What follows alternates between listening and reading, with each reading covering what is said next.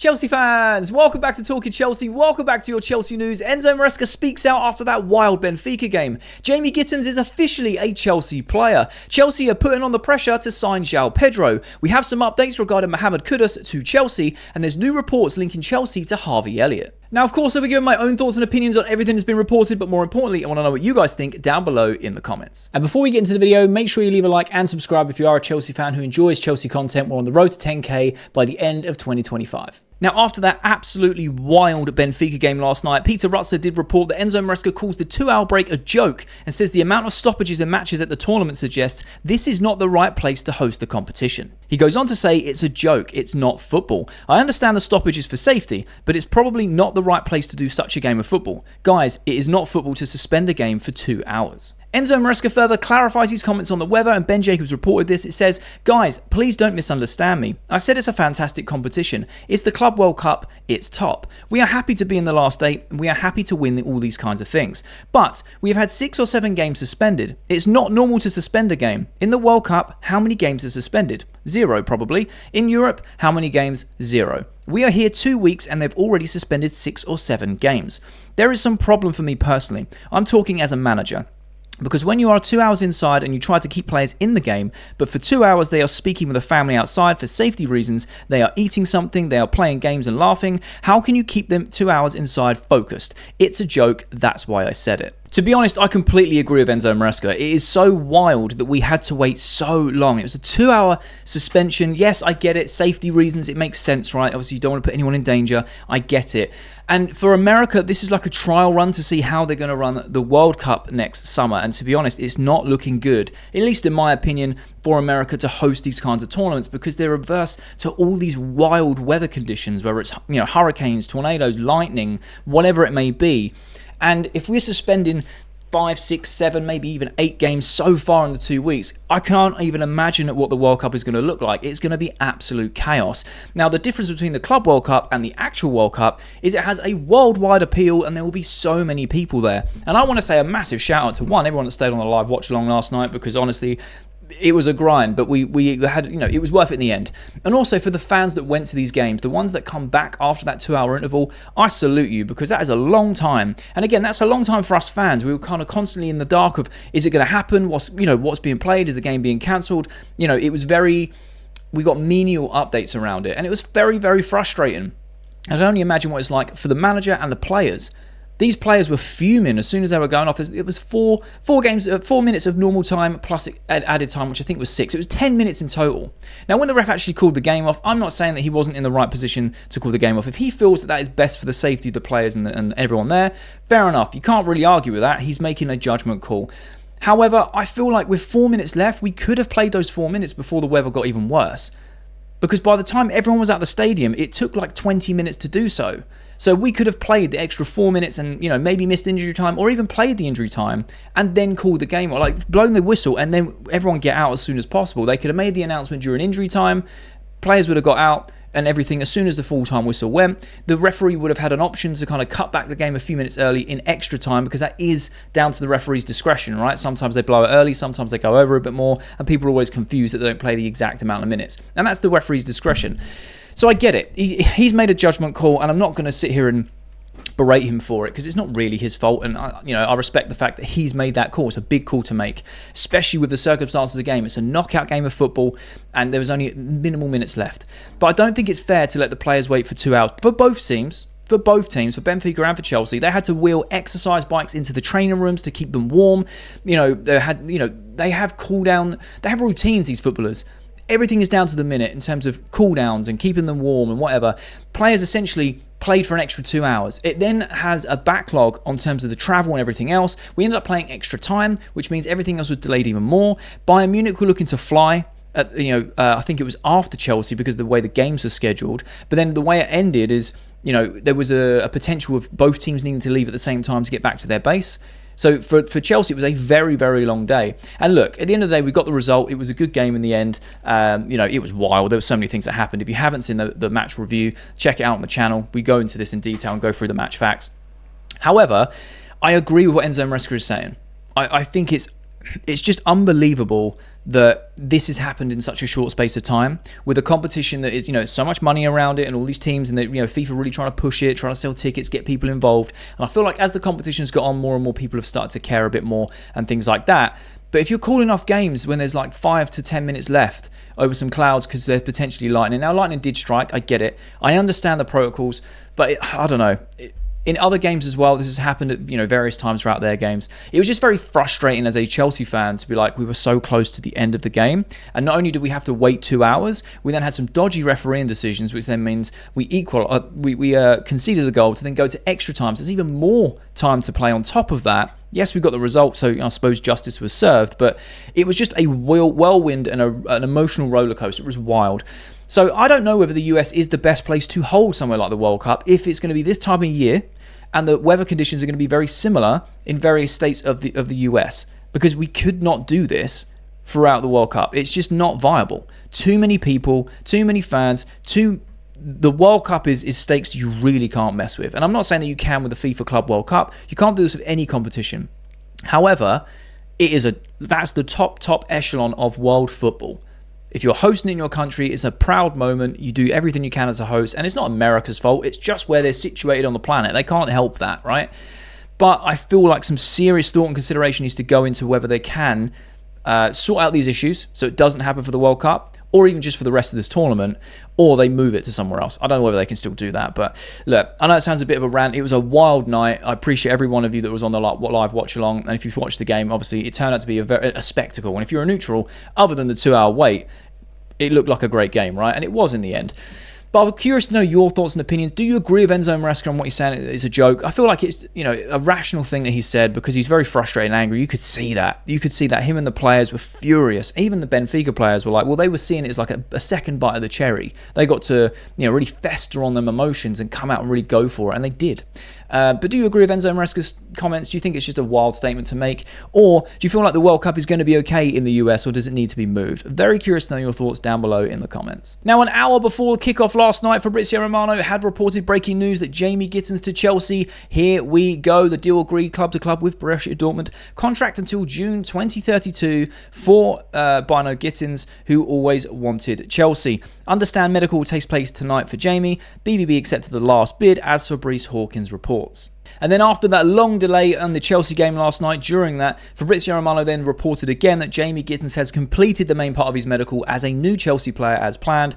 £55 million deal done. He then continues to report that Bayern Munich tried to hijack the Jamie Gittens deal and convince him with a big salary offer, but the player wanted Chelsea. Now look, I am very excited to sign Jamie Gittens. We spoke about him on the channel a lot. We spoke about him on TikTok a lot. This has been something that's been dragged out for a long time. As a fan, I'm excited. This fixes a lot of problems on that left-hand side. We have an out-and-out left winger who is touchline winger, lot of pace, can beat a man, can score, can assist goals. He is going to be perfect in an Enzo Maresca system, and I really hope that he settles in very quickly when he hits the ground running, because that's what we need. And I think it would be an unbelievable injection of a new blood on that left-hand side. It solves a big issue. However, the one thing that I'm a bit disappointed or can be critical of, and this is just me as a fan, I'd love to know your thoughts down below. £55 million with add-ons all included, right? I'm a bit annoyed that it wasn't negotiated as a lower price. Now, yes, I know it's not our money, right? And there's a lot of people like, who cares? It's not our money. I get it. It's more the principle, right? We didn't sign Jamie Gittens before the Club World Cup, because this has been going on for 2 weeks, right? Before the Club World Cup, we had that mini window open and we were straight in for Jamie Gittens. And Dortmund rejected our bid, kept raising the price, and they wanted 65 million euros, which works out around 55-ish million pounds. And Chelsea walked away from that deal because they didn't want to play Club World Cup tax. Fair enough. I thought it was a very smart decision to dig your heels and say, we're not going to overpay for the player. For the sake of a tournament, we'll come back when the second window opens. We've got a lot more time to negotiate this deal. Fair. However, we've ended up paying what Dortmund wanted 2 weeks later. And that's extremely frustrating. Whether or not it got to the point where Dortmund were not willing to budge and Chelsea were like, we just want the player. All right, let's just settle for that because, maybe it's affordable or whatever. It's not overpaying from what our valuation is. But I think there's a big difference from 42 million to 55 million. Add-ons or not, there's just a big difference. And I understand that some of these add-ons are going to be easy to attain and some of them are going to be more difficult, so we could technically pay probably just under 50 million for them if it all works out. But it's just a bit frustrating that we didn't want to pay that money because of the Club World Cup tax, and we ended up paying it anyway. So if that was, hindsight's obviously something that, you know, we love because you can look back on things. We should have just paid it before the Club World Cup. Then he could have actually played for us during this tournament, could have seen him a little bit, play a little bit more. He could have had time to settle into the squad, because now we can't use him until pre-season. He's cup tied, right? So that's my only criticism. I'm very excited about this sign. I'm glad that this deal is over the line and done. I feel like Chelsea have done well here. They've got an absolute talent, ex-Man City academy player. Obviously, he got his links with Joe Shields and Maresca. He's played at Dortmund, had a good season. He played a lot better under the first spell with the first manager when he was that high and wide winger. You know, the second spell under that second manager, not as well because he's playing more of an inside forward, which isn't his natural position. But I'm super excited to see Gittens play in a Chelsea shirt and to play in the Premier League. I feel like it really is an upgrade on that left-hand side. It also gives us a bit more variety and gives us more structure on the right-hand side, having Esteval and, say, Madueke in rotation. And then on the left, you have Neto and Gittens. It just works very well. Obviously, Mudryk can't play because he's still banned or undergoing that conversation. And obviously, we didn't retain Sancho. So we really, really needed this. It'd be interesting to see if Chelsea go back in the market for another left winger. It'd be interesting to see what happens with Nkunku, because he seems to be really playing for the Badger at the moment, which is just, I find very curious. But hey, because he was linked with a move away for such a long time. But I'm very happy that this is over the line. Very curious to know what sort of the wages are or whatever. But 55 million's all with add-ons all in. I'm not over the moon with that. I feel like if we could have got it cheaper, we should have. But again, that's me nitpicking and looking back at the facts of what's been reported of we weren't willing to pay that originally. And we walked away, and now we've actually gone and paid it 2 weeks later. So I'm a bit annoyed at that, or disappointed maybe in that. But I'm very curious to know your thoughts down below. Are you excited to see Jamie Gittens in a Chelsea shirt? Do you feel like we should have gone for someone else completely? Do you feel like we paid a fair market value for Jamie Gittens, or did we overpay for the sake of getting our player? Let me know your thoughts and opinions down below in the comments. Fabrizio Romano also reported, understand Chelsea have now intensified talks to advance on Joao Pedro deal. Chelsea are focused on Joao deal with Brighton after signing Gittens with medical yesterday. Newcastle had 2 proposals rejected by Brighton, and Chelsea are now pushing. And the Guardian Sport have reported that Chelsea want an attacker to provide variety and depth in creative positions. Joao Pedro's appeal is partly that he's Premier League experienced. Sam Jewell is now part of Chelsea's recruitment team. I find this very interesting. We mentioned this yesterday, that was kind of the main focal point of the video. Joao Pedro to Chelsea. Chelsea and Newcastle are fighting for his signature. And, they've said multiple times they want that sort of versatile player to come fill in those attacking roles. And I feel like Joao Pedro is a player that can quite happily do that, because he's currently doing that at Brighton and other teams that he's played at. On the left, in the middle, as a false nine, as a target man, whatever is needed from him, he can do it. Off from the right-hand side from sometimes. He's good at being part of a systematic team where he is a link in the bigger picture. He's not an out-and-out number 9. I don't think he is. Maybe he could develop into one because he's relatively young. I don't know.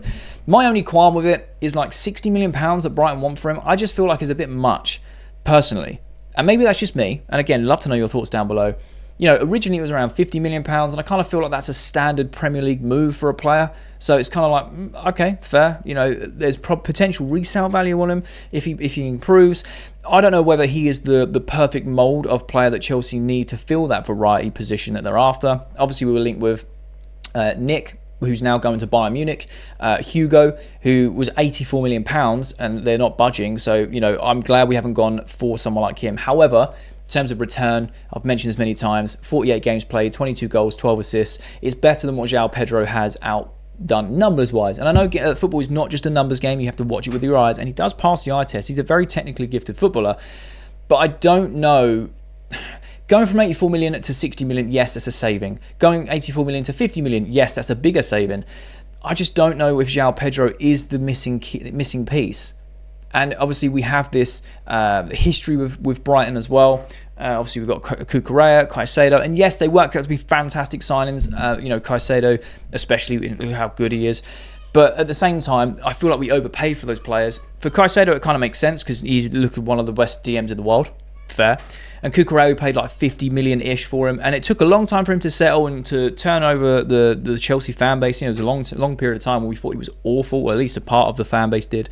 But now he's one of the best left-backs in the league, right? So it works out long-term currently. I just don't know whether we're going to be overpaying for £60 million, and Chelsea are really pushing for Joao Pedro. I think it's interesting from the player side. I feel like there's a lot of players that are willing to buy into Chelsea's project and sign a long-term deal, because it's almost like guaranteed money, and because they're seeing the squad develop and seeing us do well and seeing how Maresca is handling these players, and he's selling the project to these players, and they're more than happy to wait it out. Like the fact that Jamie Gittens turned down Bayern on a bigger salary because he wanted to commit to Chelsea, and he did that sort of pre-agreement for a 7-year deal. It speaks volumes. It speaks volumes. So I am on the fence with Joao Pedro. I wouldn't be happy or wouldn't be sad if we signed him or didn't sign him. I'd just be very curious to see how it plays out, because I think he has got the potential to go on and really kick on and be an incredible player. And I think he had a good season at Brighton. I'm not saying he tore trees up, but when you watched him and saw the highlights, and even when you saw other games, he played well. He played well in his link-up. His hold-up play's relatively good. He can finish. He can set goals up. He's not an out-and-out 9, in my opinion. He is that link player between midfield and attack, and he can play a variety of positions. So he ticks a lot of boxes. I just don't know whether for £60 million, if you could use that money to go and get someone else in that position.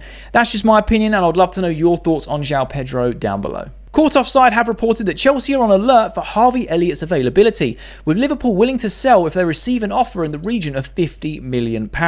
Aston Villa, Newcastle, Dortmund and Brighton are all reportedly interested.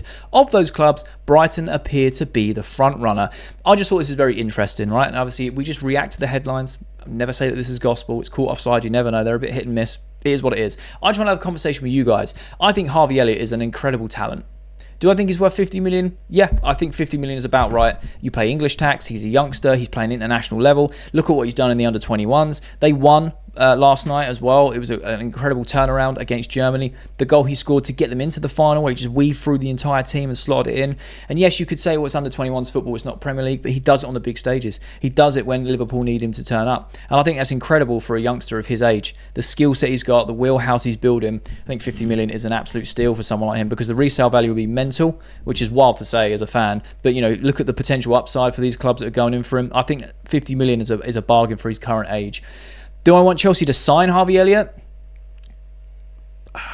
No. If I'm being honest, I wouldn't say no. If we did sign him, I'd be like, oh, that's a good signing and it's got a lot of potential.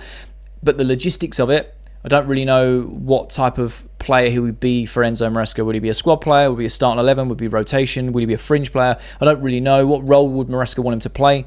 I don't really know, but he is a fantastic talent, and I just thought it was very curious. I was very curious to know what you guys think regarding that. The fact that you've got Villa, Newcastle, Dortmund, and Brighton all going in for him, it shows that he's a sought after star, really. And Brighton appear to be the front runner. That could be them preparing for Joao Pedro to be off. If they're preparing for someone like Harvey Elliott to come in, whether or not they're like for like or play similar roles, I'm not really too sure off the top of my head. But it kind of looks like they're trying to eye up a replacement, or like one in, one out type of system that Brighton have done very successfully for many years. It's very rare you see Brighton spending 50 million on a player, though. They usually buy players for cheap and then sell them for astronomical amounts a few seasons later. So I think if any of these clubs get Harvey Elliott, that would be amazing. And I'm very curious as to know why Liverpool are willing to sell. I thought Liverpool would want to keep hold of him, if I'm being honest. I don't really know the inner politics of Liverpool. I'm not a Liverpool fan. But I would have thought that Liverpool would have, extended his contract or keep him at the club, because he's got such a bright future. But I'm very curious to know your thoughts and opinions about Harvey Elliott. Where do you think he will go? Would you take him at Chelsea? Do you think 50 million is a fair market value for him? Very curious to know your thoughts. And lastly, Simon Phillips has reported, as well as Joao Pedro offer being rejected, Chelsea also made a proposal to sign Mohammed Kudus this week. Chelsea trying to offer players and have so far put £50 million down, to be continued. Chelsea want Pedro for the striker position as well as a covering positions as Kudus for attacking midfield. Now. One, this is very exciting, and it links a lot of the stories we spoke about a few weeks ago about Kudus to Chelsea, when West Ham were asking about KDH's availability and Robert Sanchez's availability, and Chelsea were kind of like, oh, cash plus players. What's that going to look like? West Ham were like, we want cash. They are also willing to come down from the £85 million release clause that Kudus has, which is very, very good, because I think 85 million is pushing it a little bit. I really rate Kudus. I think he'd be an incredible signing at that attacking midfield position. He can play a myriad of positions, but his decision-making in the final third and how clinical he is in his finishing compared to what we currently have. Neto is playing out of his skin, by the way, and it's not throwing shade at him, but overall, the overall consensus is an upgrade. He is an upgrade in that sense, and I'd be very happy if Chelsea signed him. It's just, I find it very interesting. If we're going to go for Joao Pedro, spend 50, 60 million pounds on him, and then go and try and spend a similar amount of money on Mohammed Kudus, that makes a lot more sense as a pair. If you just got one out of the two, I would personally go for Kudus because I think he would do a lot better in a Chelsea system. Again, happy to be proven wrong. But if you're going after both these players, then the Joao Pedro deal makes a lot more sense to me, at least to me personally, because you compare them together, you've got more squad rotation and depth. And yeah, I think it works a lot better. If you're just going for Joao Pedro, again, still on the fence whether or not it works or not. Again, happy to be proven wrong or happy to see how that develops. But going for both of them, cooking. It's interesting that Chelsea put 50 million down and we're offering players. Now, the previous reports were Sanchez, KDH. Now, and that's because West Ham asked for their availability. What's going on with these players? £50 million and Sanchez, £50 million and KDH, I think would be enough to get the deal done if West Ham were willing to accept. They probably want more cash down and maybe just the one player. Maybe they want to try and get more cash and two players. I personally would go as high as say 60, 65 million for Kudus. I think that's a good price for him. And to sweeten the deal, if West Ham want one of the Sanchez or KDH, it's there to negotiate. Maybe we would slightly overplay in terms of cash and player, but at the same time, again, it's there. It's on the table. It's on the table to say, look, we're willing to pay up to £60 million plus one player of either Sanchez or KDH. I think that's good value for West Ham, who are actually asked about the availability of those players from Chelsea, and Chelsea get their player in Kudus, who can then play in the attacking midfield role, where you're going to have the likes of Cole Palmer, Esteban that can rotate there, Santos could play there, Enzo Fernandez has played there, Kudus can also be in rotation there, he could also play in other positions across the pitch, which I just think gives Chelsea so much more strength and depth. Now, I'm very curious to know your thoughts about Mohammed Kudus. Would you like him at Chelsea? Do you feel like we don't need him because of the squad that we have? Would you be willing to pay £50 million plus players? Would you be willing to pay the £85 million release clause? Who do you think we could swap with cash for West Ham? Very curious to know your thoughts, especially if we are going after Joao Pedro as well. Do you think it makes a lot more sense to get both of those players rather than just one alone? And that's all the latest Chelsea news. Let me know your thoughts and opinions down below in the comment section. I love having a conversation with you guys. If you have watched this video all the way to the end, firstly, you're a real one, and I mean it, you're a real one. But secondly, there'll be a thumbnail appears on the screen. So if you are a Chelsea fan who enjoys Chelsea content, make sure you click that thumbnail because you'll enjoy that video too.